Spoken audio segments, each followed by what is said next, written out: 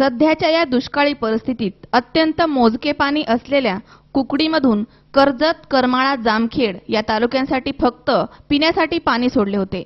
तेलच्या करमाळा तालुक्यातील मांगी तलावात पाणी कर्जत तालुक्यातून जात असताना 181 किलोमीटरवरील नांदगाव येथील जलसेतूमधून पाणी जात असताना या जलसेतूच्या वळणावरील भराव हळूहळू वाहून गेल्याने या मुख्य चारेला मोठे भगदाड पडले आणि खूप मोठ्या प्रमाणात पाणी वाया गेले। गुरुवारी सकाळी 10 वाजेच्या सुमारास मुख्य चारी फुटल्याचे स्थानिकांच्या लक्षात आलं। गावातील अण्णा बागल या कार्यकर्त्याने 5 मिनिटात आमच्या प्रतिनिधींना याबाबत माहिती दिली।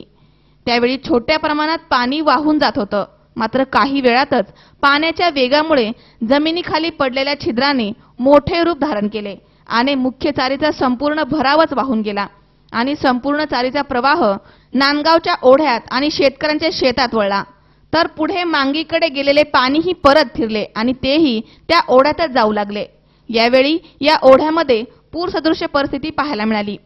परिसरातील अनेक शेतकऱ्यांच्या विहिरी भरून वाहू लागल्यात, तर अनेकांची शेते वाहून गेली आहेत।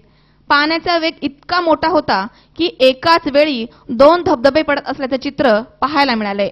याबाबत आमचे प्रतिनिधी आशिष बोरा यांनी कर्जतचे तहसीलदार किरण सावंत आणि प्रांताधिकारी रवींद्र ठाकरे यांना 5 मिनिटातच माहिती मिळताच फोनवरून माहिती देण्याचा प्रयत्न केला, मात्र त्यांनी फोन उचलला नाही। त्यामुळे त्यांना SMS करून माहिती देण्यात आली, मात्र ते बाहेरगावी असल्याचे समजले।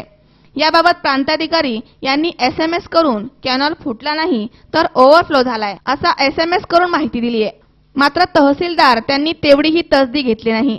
दरम्यान प्रत्यक्ष घटनास्थळी नांदगावमधील गावकरी मोठ्या संख्येने जमा झाले होते। जवळ असल्यामुळे 1 लाखाच्या पुढे खर्च करून माझं शेत नीट केलं आणि ते सगळं वाहून गेले या पाणी। कॅनल फुटला, कॅनल पुलामध्ये पाणी न बसल्यामुळे कॅनल फुटला आणि आमच्या वावरात नुकसान झालं। जमिनी वाहून गेल्या आणि 2-3 विहिरी होत्या 10 पर्सेंट त्या भरून गेल्या, फुल म्हणजे बुजून गेल्या।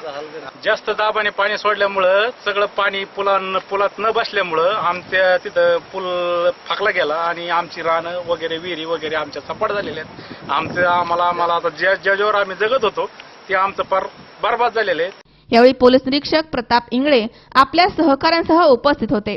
त्यांनी लोकांना दूर करण्याची खबरदारी घेतली आहे। या ठिकाणी मुख्य चारी फुटल्याने परिसरातील 20 शेतकऱ्यांची शेते वाहून गेली आहेत, तर 4 ते 5 विहिरी भरून गेल्यात।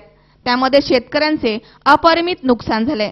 आता त्यांचे पंचनामे करावेत अशी मागणी नागरिकांनी केली आहे। आशिष बोरा, C24 तास, कर्जत।